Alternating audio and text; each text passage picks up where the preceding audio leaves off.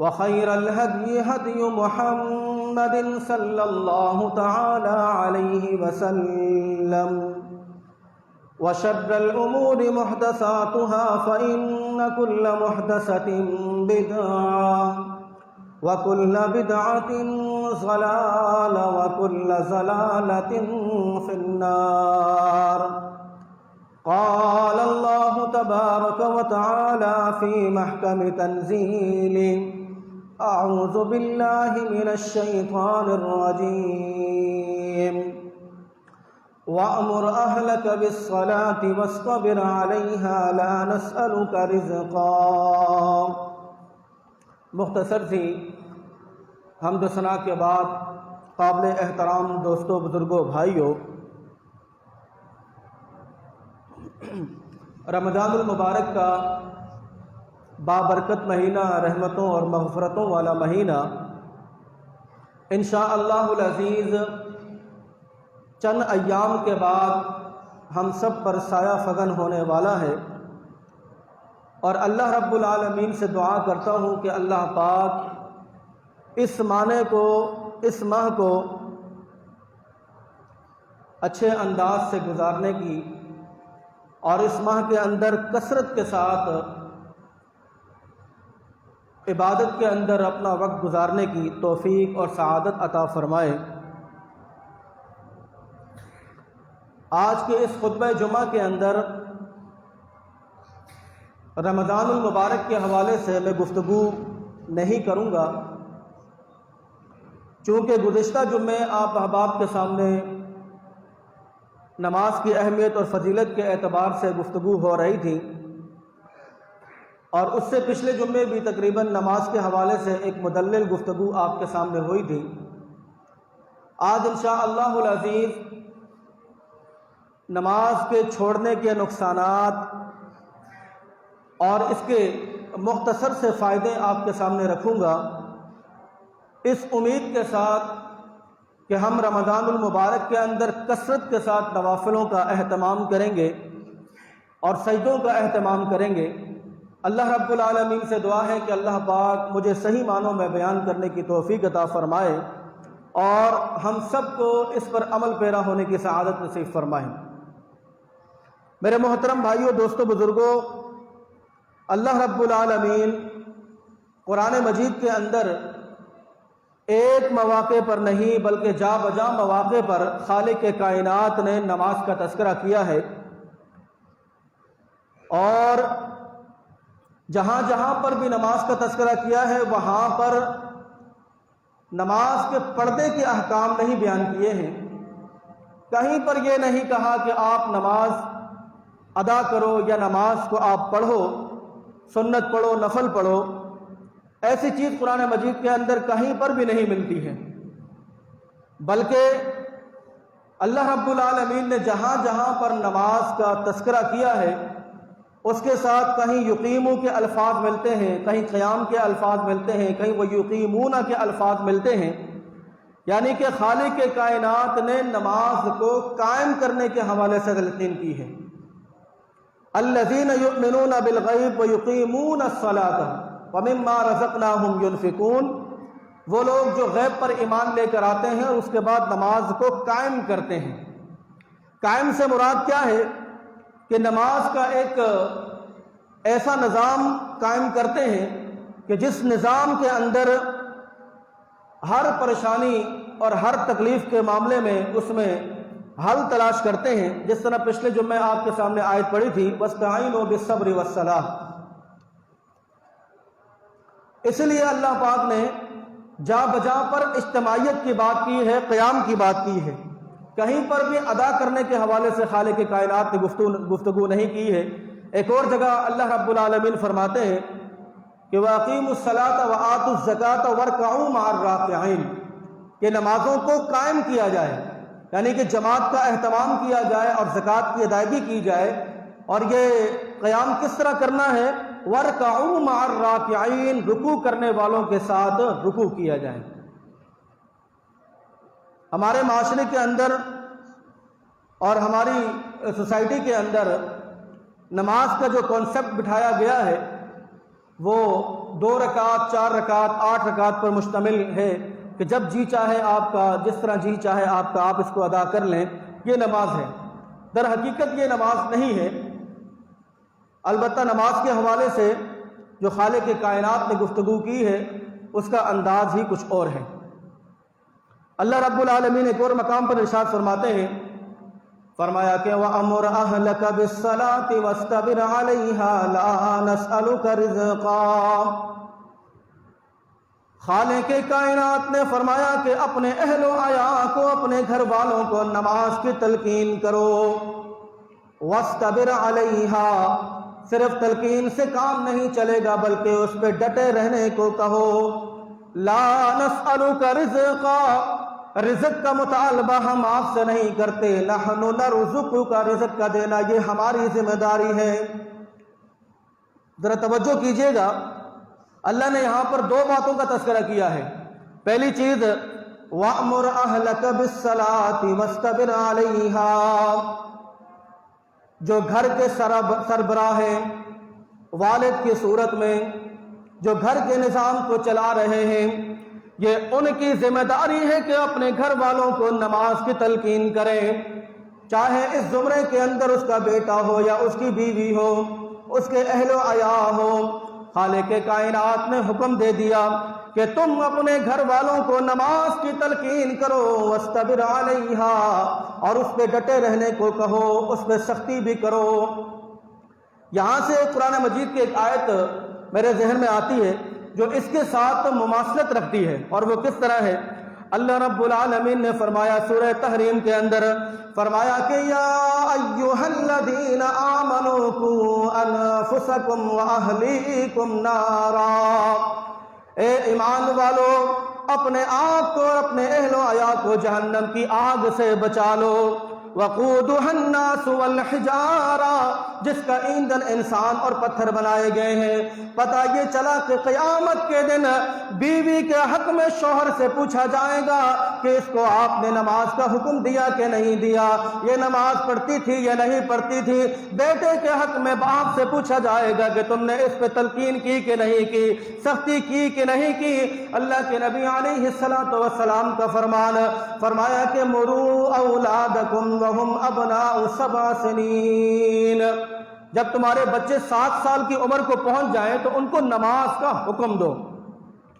7 سال سے لے کر 10 سال کا جو پیریڈ ہے، اس 7 سے 10 کے درمیان اپنے بچوں کو نماز کا طریقہ سکھاؤ، نماز کی دعائیں سکھاؤ، نماز کا جو انداز ہے اس سے جو ہے اس کو ماہورہ کیا جائے۔ وَاضْرِبُوهُمْ عَلَيْهَا وَهُمْ أَبْنَاءُ 10 سنین۔ اس کے بعد اللہ کے حبیب علیہ الصلوۃ والسلام نے فرمایا کہ جب بچہ 10 سال کی عمر کو پہنچ جائے اور وہ نماز نہ پڑھے تو اللہ کی طرف سے والدین کو یہ اختیار ہے، یہ اجازت ہے کہ نماز کے نہ پڑھنے سے وہ اپنے بچوں پر سختی کر سکتے ہیں، انہیں مار بھی سکتے ہیں۔ وَاضْرِبُوهُمْ عَلَيْهَا، اگر بچہ 10 سال کی عمر کو پہنچ چکا ہے اور وہ نماز میں سستی اور غفلت کا مظاہرہ کر رہا ہے تو والدین کو یہ اختیار ہے کہ وہ ان پہ سختی کر سکتے ہیں، انہیں مار بھی سکتے ہیں۔ ایک چیز کا یہ تذکرہ ہوا ہے، وَأْمُرْ أَهْلَكَ بِالصَّلَاةِ وَاسْتَبِرْ عَلَيْهَا، اپنے گھر والوں کو نماز کی تلقین کرو۔ اگر گھر والے سستی کا مظاہرہ کرتے ہیں تو شوہر کو یہ اختیار ہے کہ وہ اس بیس پر ان کے ساتھ سختی کا معاملہ کر سکتا ہے، ان کے ساتھ دوری کا معاملہ کر سکتا ہے، کیونکہ اس زمرے میں شوہر سے اس کے گھر والوں کے حوالے سے سوال ہوگا، پوچھ گچھ ہوگی۔ اور اس آیت کے اندر دوسری چیز کیا بیان کی ہے؟ فرمایا کہ لا نسألک رزقا، ہم رزق کا مطالبہ آپ سے نہیں کرتے ہیں، نحن نرزقک، رزق کا دینا یہ تو ہماری ذمہ داری ہے۔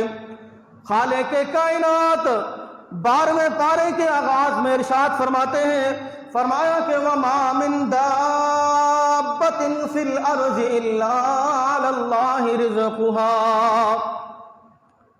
خالق کائنات نے فرمایا کہ کائنات کے اندر جتنی بھی مخلوق ہے، چاہے وہ رینگنے والی ہو، چاہے وہ چلنے والی ہو، چاہے وہ اڑنے والی ہو، چاہے وہ تیرنے والی ہو، چاہے اس کا تعلق خوخار کے ساتھ ہو، چاہے وہ وحشی ہو، چاہے وہ درندے ہو، چاہے وہ انسان ہو، دنیا کی جتنی بھی مخلوقات ہیں ان تمام کی رزق کی ذمہ داری خالق کائنات فرماتے ہیں کہ یہ ہماری ذمہ داری ہے۔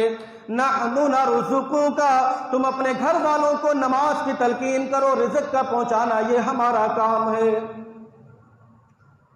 تم اس پہ ڈٹے رہنے کو کہو اور رزق کا پہنچانا یہ ہمارا کام ہے، کیونکہ ہمارا یہ وعدہ ہے، ہم نے آپ کو رزق دینا ہے۔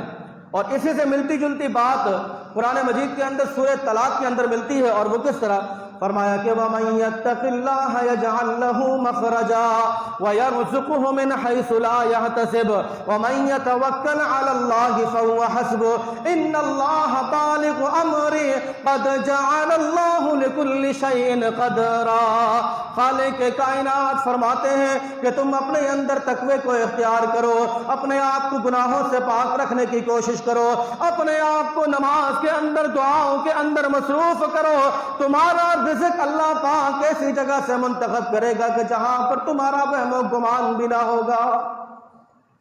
وَمَن يَتَّقِ اللَّهَ يَجْعَل لَّهُ مَخْرَجًا وَيَرْزُقْهُ مِنْ حَيْثُ لَا يَحْتَسِبُ، تمہارے لیے رزق ایسی جگہ سے آئے گا کہ جہاں پر تمہاری سوچ بھی نہ جاتی ہو۔ وَمَن يَتَوَكَّلْ عَلَى اللَّهِ فَهُوَ حَسْبُهُ، جو لوگ اللہ رب العالمین پر اعتماد کرتے ہیں، بھروسہ کرتے ہیں، صرف خالق کائنات پر ہی ان کا اعتماد ہوتا ہے، تو اللہ فرماتے ہیں کہ اللہ ان کے لیے کافی اور شافی ہو جاتا ہے۔ اس آیت کے اندر دو چیزیں خالق کائنات نے فرمائی، ایک اپنے گھر والوں کو نماز کی تلقین کرو، اس پہ ڈٹے رہنے کو کہو، اور دوسری چیز کہ رزق کے حوالے سے پریشان نہ ہو، رزق کا دینا یہ ہماری ذمہ داری ہے۔ بعض لوگ اپنی اولاد کو بھوک کی ڈر کی وجہ سے قتل کرتے ہیں کہ اولاد کے اندر اضافہ ہو چکا ہے، ان کا رزق کہاں سے پورا ہوگا، ان کی تعلیم و تربیت کا بندوبست کہاں سے ہوگا؟ تو اللہ نے فرمایا کہ وَلَا تَقْتُلُوا أَوْلَادَكُمْ خَشْيَةَ إِمْلَاقٍ، اپنے بچوں کو بھوک کی ڈر کی وجہ سے قتل نہ کرو، اس کا رزق کا پہنچانا یہ خالق کائنات کی ذمہ داری ہے، اللہ نے پہنچا کر رہنا ہے۔ تو میرے محترم بھائیوں، دوستو، بزرگوں، اس آیت کے اندر اللہ رب العالمین نے دو چیزوں کا تذکرہ کیا، نمبر ایک نماز کی تلقین اور نماز پہ سختی، اور نمبر دو رزق کے حوالے سے۔ آپ نماز کی تلقین شروع کرو، نماز کو قائم کرنا شروع کرو، رزق ایسی جگہ سے مہیا کیا جائے گا کہ جہاں پر انسان کا وہم و گمان بھی نہ جاتا ہوگا۔ اچھا، اس نماز کے فائدے کیا ہیں؟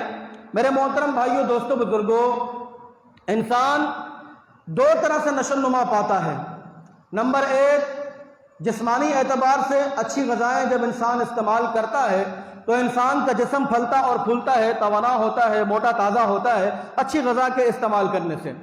اسی طریقے سے انسان کے اندر ایک روحانیت کا مادہ ہوتا ہے، اور جس طرح انسان جسم و جان اور دوسری چیز جو ہے وہ روحانیت، جس طرح اچھی غذا کھانے سے انسان کے اندر توانائی آتی ہے، طاقت آتی ہے، اسی طریقے سے اچھے اعمال کرنے کی وجہ سے انسان کی روحانیت کے اندر اضافہ ہوتا ہے، روحانی اعتبار سے انسان جو ہے وہ ترقی کرتا ہے۔ اور میں نے اس چیز کو سرچ کیا کہ روحانی اعتبار سے اگر کوئی چیز تقویت کو زیادہ دیتی ہے، یعنی کہ تقویت کے اندر اضافہ کرتی ہے، تو وہ چیز صرف اور صرف نماز ہے۔ روحانیت کو تقویت کب ملتی ہے؟ جب انسان گناہوں سے دور رہتا ہے، اپنے آپ کو گناہوں سے بچا کے رکھتا ہے، تو اس کی روحانیت جو ہے وہ بڑھتی جاتی ہے، اس کو تقویت ملتی جاتی ہے۔ اور روح کو تقویت دینے کے حوالے سے جو سب سے بہترین چیز میں نے جو پائی ہے وہ صرف اور صرف نماز ہے، اور اس کی ایک دلیل اللہ کے نبی علیہ الصلوۃ والسلام سے بھی ملتی ہے۔ وہ کس طرح؟ خالق کائنات نے فرمایا، اللہ کے حبیب علیہ الصلوۃ والسلام ارشاد فرماتے ہیں کہ لو ان نہرا بباب احدکم یغسلہ فی کل یوم 5 مرات هل یبقى من درنہ شیء؟ قالوا لا یبقى من درنہ شیء۔ روح کو تقویت پہنچانے والی غذا نماز ہے۔ اللہ کے حبیب علیہ الصلوۃ والسلام نے سوال کیا، اور وہ سوال کیا تھا؟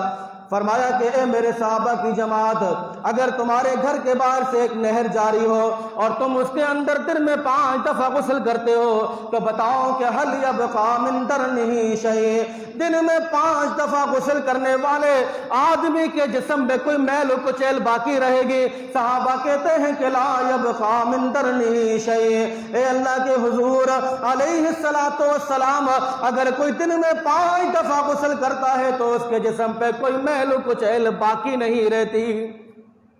اور بالکل ایسا ہی ہے، اگر کوئی انسان دن میں 5 دفعہ غسل کر لے تو اس کے جسم پر ظاہری اعتبار سے کوئی میل و کچیل باقی نہیں رہتی ہے۔ یہی جواب میرے صحابہ نے دیا کہ لا یبقى من درنہ شیء، دن میں 5 دفعہ غسل کرنے والا آدمی جراثیم سے پاک ہوتا ہے، غلاظت سے پاک ہوتا ہے۔ سب کے جاؤں اس محمد رسول اللہ پر۔ اس نے فرمایا کہ یہی مثال ان 5 نمازوں کی ہے۔ فرمایا کہ یمحق اللہ بہن الخطایا والذنوب، ان 5 نمازیں وقت پر ادا کرنے والا، جماعت کی پابندی کرنے والا، سمجھ کر اور غور کر پڑھنے والے کی مثال ایسی ہے جیسا کہ اس نے کوئی گناہ کیا ہی نہ ہو۔ جس طرح آگ لکڑی کو کھا جاتی ہے، اسی طریقے سے یہ 5 نمازیں تمہاری خطاؤں کو کھا جاتی ہیں، غلطیوں کو کھا جاتی ہیں۔ جس طرح آگ لکڑی کو کھا جاتی ہے، اس طرح اللہ کے نبی علیہ السلام نے ارشاد فرمایا کہ یہ تمہاری نماز تمہاری خطاؤں کو کھا جاتی ہے، جس طرح آگ جو ہے وہ لکڑی کا جو ہے وہ خاتمہ کر دیتی ہے۔ میرے محترم بھائیوں، دوستوں، بزرگوں، بڑی عجیب سی کشمکش ہے۔ گزشتہ سال رمضان المبارک کے اندر لاک ڈاؤن لگا اور لاک ڈاؤن کی صورت میں مساجدوں کو بند کر دیا گیا، جماعتوں پر پابندی لگا دی گئی، اجتماعات پر پابندی لگا دی گئی۔ میں حیران تھا اس بات پر کہ مسجدوں کو تالا ہے، جماعت پر پابندی ہے، لیکن نمازیوں کا اتنا ہجوم ہے کہ مسجد کا دروازہ مار مار کے اس کو کریک کر دیا، پتھر مار کے کہ ہمیں نماز پڑھنے دو، ہمیں نماز پڑھنے دو، ہم نماز پڑھنا چاہتے ہیں۔ مجھے وہ چہرے بھی نظر آئے کہ جن کو کبھی جماعت کے اندر دیکھا ہی نہیں، جن کو کبھی نماز کے اندر دیکھا ہی نہیں ہے، لیکن لاک ڈاؤن لگنے کی وجہ سے، مسجدیں بند ہونے کی وجہ سے انہوں نے بھی جو ہے وہ مسجد میں دھاوا بول دیا کہ ہمیں نماز پڑھنے دو۔ آئیے ایک بات آپ کے سامنے رکھتا ہوں اور پھر اس بات کا ہم جائزہ لیتے ہیں کہ آیا کہ یہ ہمارا عمل درست ہے یا نہیں، اور آیا کہ یہ ہمارا عمل قبول بھی ہوگا کہ نہیں ہوگا۔ دن میں 5 دفعہ مؤذن مسجد سے ندا بلند کرتا ہے، کیا کہتا ہے؟ اللہ اکبر، اللہ اکبر۔ اور حدیث کیا ہے کہ جب مؤذن اذان دے تو مثل ما یقول، جو مؤذن کہہ رہا ہے وہ آپ بھی کہو۔ مؤذن کیا کہتا ہے؟ مؤذن کہتا ہے کہ اللہ اکبر، اللہ اکبر، کہ اللہ ہی سب سے بڑا ہے، اللہ ہی سب سے بڑا ہے۔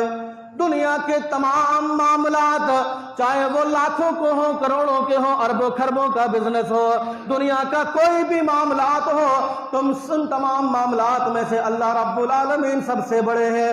سننے والا کیا کہتا ہے؟ میں بھی اس بات پر اقرار کرتا ہوں، میں بھی اس بات پر متفق ہوں کہ میرے کام کاج کے اعتبار سے، میرے کاروبار کے اعتبار سے، میری مصروفیت کے اعتبار سے، میری ہر چیز سے زیادہ خالق کائنات اللہ اکبر، اللہ ہی سب سے بڑا ہے۔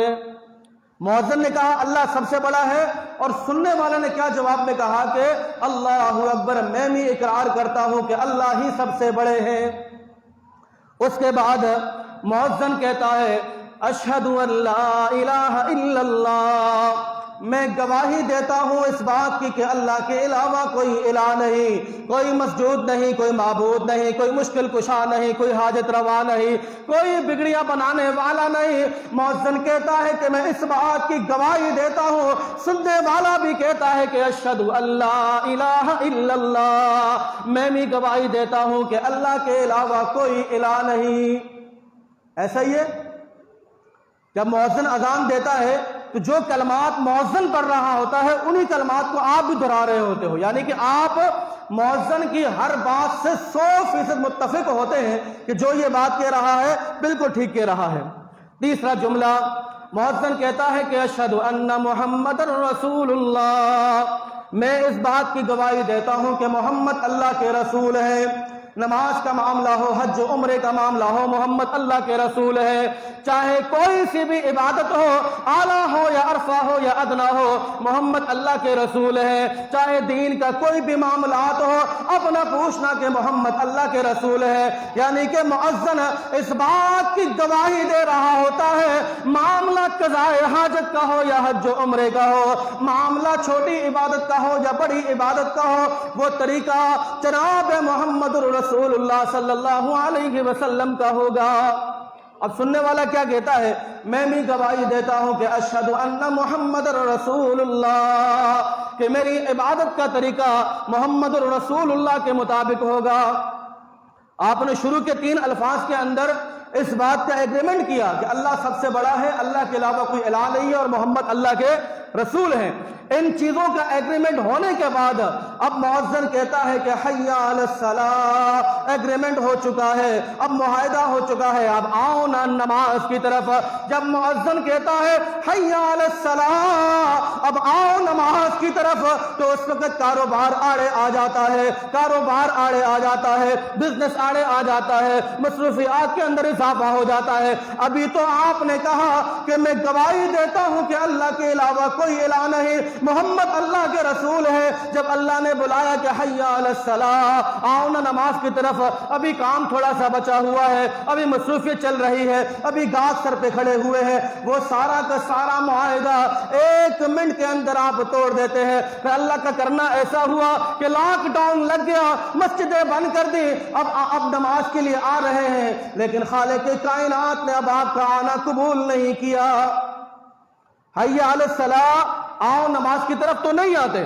اچھا، دنیا کے اندر ہر بندہ یہ چاہتا ہے کہ میں کامیاب ہو جاؤں، ہر بندہ یہ چاہتا ہے کہ مجھے ترقی مل جائے، ہر بندہ یہ چاہتا ہے کہ میں ہر لحاظ سے عیش و آرام کی زندگی کو بسر کروں، فلاح پا جاؤں، کامیاب ہو جاؤں۔ جب مؤذن کہتا ہے حی علی الفلاح، آؤ نا کامیابی کی طرف، پھر کوئی آنے کے لیے تیار ہی نہیں ہوتا۔ ہر بندے کا دعویٰ ہے حی علی الفلاح کہ ہم کامیاب ہو جائیں، اور جب مؤذن کہتا ہے کہ حی علی الفلاح، آؤ کامیابی کی طرف، تو پھر کامیابی کی طرف آنے کے لیے کوئی تیار نہیں ہوتا ہے۔ تو لوگوں کو دکھلانے کے لیے اور لوگوں کو دکھانے کے لیے ریاکاری کے طور پر کہ ہم نمازی ہیں، ہم متقی پرہیزگار ہیں، دیکھو جی لاک ڈاؤن لگا ہوا ہے اور نمازوں میں پکڑا جا رہا ہے، اس کے باوجود جو ہے ہم نماز پڑھنے کے لیے جا رہے ہیں، یہ دھوکہ اللہ رب العالمین کے ہاں نہیں چلتا ہے۔ اچھا، دنیا کے اندر اس طرح سستی کا مظاہرہ کرنے والے حی علی الصلاۃ سن کر، ابھی کاروبار ہے، ابھی گاہک کھڑا ہوا ہے، دکان بند کرنی پڑے گی، فلاں فلاں فلاں فلاں، سینکڑوں قسم کے بہانے بناتے ہیں، کپڑے ناپاک ہیں، مولوی صاحب تم چلو ہم ابھی آ رہے ہیں، یہ ساری ڈرامے بازی دنیا کے اندر ہم کرتے ہیں۔ پتہ ہے اس کا رزلٹ کیا نکلے گا؟ قرآن مجید کی آیت سے، اپنی طرف سے کوئی بات نہیں۔ اللہ رب العالمین فرماتے ہیں سورہ قلم کے اندر، فرمایا کہ یوم یکشف عن ساق ویدعون الی السجود فلا یستطیعون خاشعۃ ابصارهم ترهقهم ذلہ وقد كانوا يدعون الی السجود وهم سالمون۔ قرآن مجید کی آیت ہے، جو لوگ دنیا کے اندر اذان کی آواز سن کر تھوڑے سے جھوم سے جاتے ہیں یا غفلت کا شکار ہو جاتے ہیں، تو چل میں ابھی آیا والی کہانی کرتے ہیں، ابھی کپڑے ناپاک ہیں بعد میں آئیں گے، ابھی گاہک کھڑے ہوئے ہیں، ابھی گپ شپ چل رہی ہے، ابھی مہمان آئے ہوئے ہیں، سینکڑوں قسم کے جو بہانے بناتے ہیں۔ میرے محترم بھائیو، دوستو، بزرگوں، اللہ کے لیے اللہ کے لیے اللہ کے لیے اس چیز کو ختم کرو، ورنہ قیامت کے دن پتہ کیا ہوگا؟ قرآن نے کہا، اللہ رب العالمین فرمائیں گے یوم یکشف عن ساق ویدعون الی السجود فلا یستطیعون۔ اللہ رب العالمین جب اپنی پنڈلی کو واضح کریں گے اور ویدعون الی السجود فلا یستطیعون، اور کہا جائے گا کہ اپنے آپ کو سجدے میں گراؤ اور اپنی جان کو بچا لو، اپنے آپ کو سجدے میں گراؤ، ویدعون الی السجود فلا یستطیعون، کہا جائے گا کہ سجدے میں گراؤ اور اپنی جان کو بچا لو۔ لیکن دنیا کے اندر سستی کرنے والے، غفلت کرنے والے، اذان کو سن کر انسنی کرنے والے، ایک کان سے سن کر دوسرے کان سے نکال دینے والے، کوشش کریں گے کسی وجہ سے سجدہ کر کے جان کو بچا لیں، لیکن فلا یستطیعون، انہیں سجدہ کرنے کی طاقت نہیں دی جائے گی۔ جب وہ سجدہ کرنے کی کوشش کریں گے تو ان کی کمروں کو جو ہے وہ تخت بنا دیا جائے گا، سخت کر دیا جائے گا، ان سے جھکا ہی نہیں جائے گا۔ حتی الامکان کو کوشش کریں گے کسی طریقے سے ہم جو ہے وہ سجدہ کر کے اپنی جان کو بچا لیں۔ قرآن مجید کے اس بیان کے مطابق، سورہ قلم کے اس بیان کے مطابق اللہ کی قسم کھا کر کہتا ہوں، اللہ پاک سجدے کی توفیق اس وقت انسان سے چھین لے گا، انہیں سجدہ کرنے کی استطاعت نہیں ہوگی۔ جو لوگ دنیا کے اندر جو ہے وہ غفلت اور سستی کا مظاہرہ کرتے ہیں، یہ میں نہیں کہتا سر، قرآن مجید کی آیت کہتی ہے۔ اور ایک قول یاد آیا، پیر عبد القادر جیلانی رحمہ اللہ، جن کو پیران پیر بھی کہتے ہیں، جن کو دستگیر بھی کہتے ہیں، موج میں آ کے مشکل کشا بھی کہہ دیتے ہیں، حاجت روا بھی کہہ دیتے ہیں، اگرچہ یہ ٹاپک نہیں ہے۔ وہ اپنی کتاب غنیۃ الطالبین کے اندر لکھتے ہیں کہ دنیا کے اندر اگر کسی سے نحوست آتی ہے، ہمارے ہاں تو بہت ساری چیزوں میں نحوست ہم نے بیان کی ہے، اگرچہ اس کا 1% بھی کوئی ثبوت نہیں ہے، لیکن یہ پیر صاحب کہتے ہیں کہ دنیا کے اندر اگر کسی سے نحوست آتی ہے تو وہ نحوست بے نمازی انسان سے آتی ہے۔ گھروں کے اندر سے برکتیں، رحمتیں جو ختم ہوتی ہیں، بیماری کا جو گڑھ بنتا ہے، گودام بنتا ہے گھر، ایک بیماری ختم دوسری حاضر ہو جاتی ہے، یہ صرف اور صرف نماز سے سستی اور غفلت اور کاہلی کی بنیاد پر آتی ہے۔ یہ میں نہیں کہتا، یہ پیران پیر حضرت عبد القادر جیلانی رحمہ اللہ کا بیان ہے، وہ یہ کہتے ہیں، اور وہ اتنا سخت ترین جملہ استعمال کرتے ہیں بے نمازی کے حوالے سے۔ وہ کہتے ہیں کہ بے نمازی کا نہ نماز جنازہ پڑھایا جائے، نہ مسلمانوں کی قبرستان میں اس کو دفنایا جائے، بلکہ بے نمازی کو جنگل کے اندر اس کی لاش کو پھینک دیا جائے تاکہ درندے اس کو کھا لیں، اس کو نوچ لیں اور اپنا پیٹ جو ہے وہ بھر لیں۔ یہ بے نمازی کا۔ اچھا ایک بات تو بتاؤ یارو، شیطان جیسے میں اور آپ عزازیل کے نام سے جانتے تھے اور آپ شیطان ابلیس کے نام سے جانتے ہیں، اس نے دنیا کے چپے چپے پر خالق کائنات کی عبادت کی۔ کوئی جگہ ایسی نہیں کہ جہاں پر اس نے اللہ کی عبادت نہ کی ہو۔ اس سے ایسا کون سا گناہ ہوا جس کی وجہ سے اللہ نے اس کو کہا کہ فخرج منہا فإنک رجیم وإن علیک لعنتی الی یوم الدین۔ جنت کے دروازے اس کے لیے کھلے تھے، جب اس کا جی چاہا یہ جنت میں آتا اور جاتا تھا، کوئی روک ٹوک اس پر نہیں تھی۔ شیطان نے کوئی ڈاکہ مارا تھا، کوئی چوری کی یا قتل کیا یا شراب نوشی کا یہ بندہ شکار تھا یا فساد یہ پھیلاتا تھا، قتل و غارت کرتا تھا، خون ریزی کرتا تھا، ایسا کون سا گناہ تھا کہ جس کی وجہ سے ایک لمحہ پہلے شیطان جو جنت کا حقدار تھا دوسرے لمحے کے اندر لعنت کا مستحق ٹھہرا دیا گیا؟ ایسا کون سا گناہ اس شیطان ملعون نے کیا تھا؟ میں نے تو جب اس حوالے سے سرچ کیا، مجھے تو کہیں نہیں ملا کہ شیطان نے کوئی ڈاکہ مارا ہو، کوئی چوری کی ہو، کوئی قتل کیا ہو، یا شراب نوشی کی ہو، یا کسی کی عزت پر ہاتھ ڈالا ہو، یا کوئی فساد فی الارض کیا ہو۔ ایسا کوئی گناہ شیطان سے ثابت ہے ہی نہیں ہے۔ گناہ کیا تھا؟ ابا واستکبر وکان من الکافرین۔ اللہ رب العالمین نے حکم دیا وَإِذْ قُلْنَا لِلْمَلَائِكَةِ اسْجُدُوا لِآدَمَ فَسَجَدُوا إِلَّا إِبْلِيسَ أَبَى۔ اللہ نے حکم دیا کہ آدم کو سجدہ کرو، تمام فرشتے سرب سجود ہو گئے، آدم نے شیطان نے انکار کیا۔ اس ایک انکار کی وجہ سے اللہ نے کیا کہا کہ فَخْرُجْ مِنْهَا فَإِنَّكَ رَجِيمٌ وَإِنَّ عَلَيْكَ لَعْنَتِي إِلَى يَوْمِ الدِّينِ۔ جنت سے نکل جا، تجھ پہ دھتکار پڑے گی اور قیامت تک تیرے اوپر جو ہے وہ خالق کائنات کی طرف سے لعنت برسے گی۔ اب ذرا ایک لمحے کے لیے نوٹ کریں کہ ہم کتنے سجدوں کا انکار کرتے ہیں۔ اذان کی آواز ہمارے کانوں تک پہنچتی ہے، اس کے باوجود ہم نماز کے لیے نہیں آتے ہیں، مسجد میں نہیں آتے ہیں، گویا کہ یہ انکار ہی کرنا ہے۔ ایگریمنٹ کر کے، معاہدہ کر کے، پھر اللہ رب العالمین جب آپ کو پکارتا ہے تب بھی نہ آنا، تو اس کا مطلب انکار ہی کرنا ہے۔ تو دن کے اندر ہم کتنے سجدوں کا انکار کر رہے ہیں؟ جو بندہ ایک سجدے کا انکار کر کے جہنم کی دہلیز تک پہنچ سکتا ہے اور قیامت تک کے لیے لعنتی قرار دیا جا سکتا ہے، جس کا ایک قول قرآن مجید کے اندر بھی ہے کہ اس نے اللہ رب العالمین کی عزت کی قسم کھائی ہے۔ قال فبعزتک لأغوینہم اجمعین، اس نے اللہ کی عزت اور عظمت کی قسم کھا کر اس بات کو بیان کیا ہے کہ میں تیرے بندوں کو بہکاتا رہوں گا، تیرے بندوں کو پھسلاتا رہوں گا، انہیں میں نماز سے، مسجدوں سے، جماعت سے دور کرتا رہوں گا، یہ میری کوشش ہے۔ لیکن الا عبادک منہم المخلصین، تیرے کچھ خالص بندے ایسے ہیں، تیرے کچھ محبوب بندے ایسے ہیں جو استغفار کرتے ہیں، جو توبہ کرتے ہیں، ان پر جو ہے وہ میرا وار جو ہے وہ نہیں چل پائے گا۔ لیکن اس کے علاوہ ہر بندے پر اس کا وار چلے گا۔ آج یہی وجہ ہے کہ مسجدیں ویران اور بازار جو ہیں وہ آباد ہیں۔ اب ایک سیویوں کا چکر ماریے، پاؤں رکھنے کی جگہ نہیں ہوتی ہے، اور مسجد جو ہے وہ 120 گز پر بھی مشتمل ہو تب بھی وہ خالی ملتی ہے، کوئی آنے کو تیار نہیں۔ تو کیوں تیار نہیں ہے؟ کیونکہ شیطان جو ہے وہ انسان کو ورغلاتا ہے، دور رکھنے کی کوشش کرتا ہے۔ لیکن اس کے ساتھ ساتھ اللہ رب العالمین نے یہ بھی بات بیان فرما دی کہ الا عبادک منہم المخلصین، جو اللہ کے مخلص بندے ہوتے ہیں ان کے اوپر شیطان کا وار نہیں چلتا ہے۔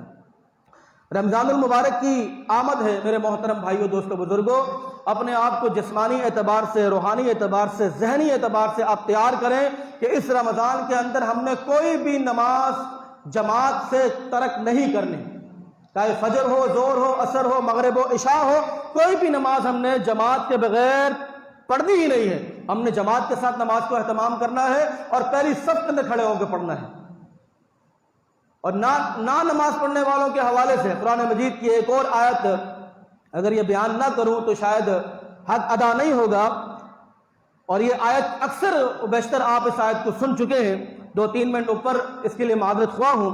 اللہ رب العالمین فرماتے ہیں، فرمایا کہ فی جنات یتساءلون عن المجرمین ما سلککم فی سقر قالوا لم نک من المصلین ولم نک نطعم المسکین وکنا نخوض مع الخائضین وکنا نکذب بیوم الدین حتی اتانا الیقین فما تنفعهم شفاعت الشافعین۔ بڑی توجہ کے ساتھ یہ آخری آیت، اللہ رب العالمین نے بے نمازی کو مجرم کہہ کے پکارا ہے، بے نمازی کو مجرمین کے ساتھ لقب دیا ہے، بے نمازی کو پکارنا مجرم کے ساتھ پکارا گیا ہے۔ خالق کائنات فرماتے ہیں کہ جب فیصلہ ہو جائے گا، جنتی جنت کے اندر پہنچ جائیں گے اور جہنمی جہنم کے اندر پہنچ جائیں گے۔ اب جہنم میں جانے والے باپ اپنے بیٹے کو تلاش کر رہا ہے، بیٹا کہیں نظر نہیں آتا، بیٹی ماں کو، ماں اپنی بیٹی کو تلاش کر رہی ہے، نظر نہیں آتا۔ اللہ رب العالمین سے سوال کیا جائے گا کہ یا اللہ میرے ابو جان، یا اللہ میرے بھائی، یا اللہ میرے دوست، یا اللہ میرے عزیز و اقارب جن کے ساتھ دنیا میں ہم رہا کرتے تھے، کھایا اور پیا کرتے تھے، ہنسی مذاق کیا کرتے تھے، آج جنت کے اندر وہ دکھائی نہیں دیے جا رہے ہیں۔ خالق کی کائنات فرماتے ہیں مقام 2 ہی ہے، فریق فی الجنت و فریق فی السعیر، یا جنت ہے یا جہنم ہے، تیسرا مقام کوئی نہیں ہے۔ اگر جنت میں تلاش کر لیا، عزیز و اقارب نہیں مل رہے ہیں، تو جہنم میں تلاش کرو، کہیں یہ عزیز و اقارب جہنم میں تو نہیں ہے۔ پھر باذن اللہ اللہ رب العالمین کی اجازت سے سوال کیا جائے گا۔ جنتی سوال کریں گے کن سے؟ جہنمیوں سے۔ سورۃ دہر کی یہ آیت ہے۔ کیا سوال ہوگا؟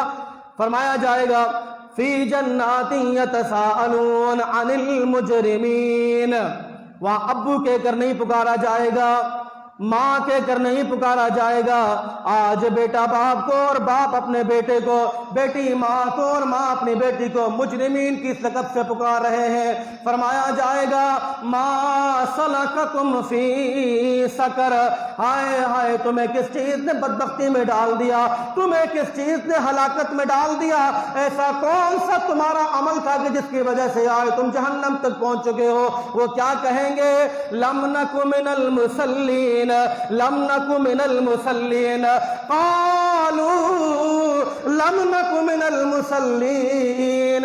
ان کا جواب یہ ہوگا کہ شرمندگی کے عالم میں ہم نماز نہیں پڑھا کرتے تھے، اذان کی آواز سنائی دی جاتی تھی لیکن نماز کے لیے نہیں آیا کرتے تھے۔ ولم نک نطعم المسکین، اللہ نے مال سے فراواسطہ کیا ہوا تھا، فراوانی نصیب تھی، کبھی مساکین یتیم کو کھانا نہیں کھلایا۔ ولم نک نطعم المسکین وکننا نخوض مع الخائضین، الْمُسْتَغْفِرِينَ، جب بھی کوئی فارغ ٹائم ملتا تو گپ شپ لگا کر ٹائم کو پاس کیا کرتے تھے۔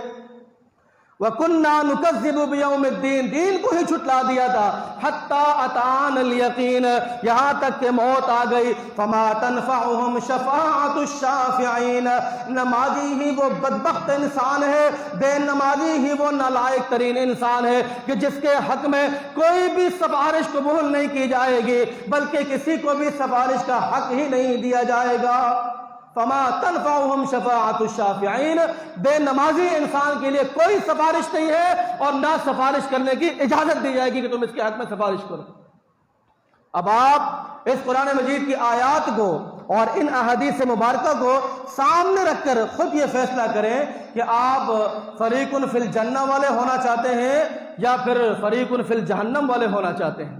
اگر جنت میں جانا چاہتے ہو تو اللہ پاک نے یہ موقع دیا ہے، زندگی دی ہے، فراوانی بھی ہے، مشغولیت بھی نہیں ہے، استطاعت بھی ہے، ہاتھ پاؤں بھی ٹھیک ہیں، آنکھ اور کان ناک بھی ٹھیک ہے، چل پھر بھی سکتے ہو، ہر چیز پکڑ بھی سکتے ہو، تو یہ موقع ہے کہ اپنی جسامت کو مد نظر رکھتے ہوئے اللہ پاک کی اس انداز سے عبادت کی جائے کہ فرشتے آپ کی عبادت کے اوپر رشک کریں۔ اور رمضان کا موسم آنے والا ہے، یہ تو ویسے ہی رحمتوں اور برکتوں والا موسم ہے، اس کے فضائل انشاءاللہ العزیز رمضان کے اندر آپ کے سامنے بیان کیے جائیں گے۔ آج کی پوری تقریر کا لب لباب اور خلاصہ کلام یہ ہے میرے محترم بھائیوں، دوستوں، بزرگوں، اپنے آپ کو روحانی اعتبار سے، جسمانی اعتبار سے، ذہنی اعتبار سے اللہ کی عبادت کے لیے تیار کرو۔ اب وہ چاہے نماز ہو، چاہے وہ کوئی اور نیک کام ہو، کسی بھی نیک کام کے اعتبار سے اپنے آپ کو رمضان کے لیے مستعد کرو، اپنے آپ کو تیار کرو تاکہ آپ رمضان کے اندر ڈھیروں ساری نیکیاں کما کر آپ اپنے آپ کو جنتی بنا سکیں۔ اللہ رب العالمین سے دعا ہے کہ اللہ پاک ہم سب کو عمل کی توفیق نصیب فرمائے۔ وما علینا الا البلاغ المبین۔ والسلام علیکم ورحمۃ اللہ وبرکاتہ۔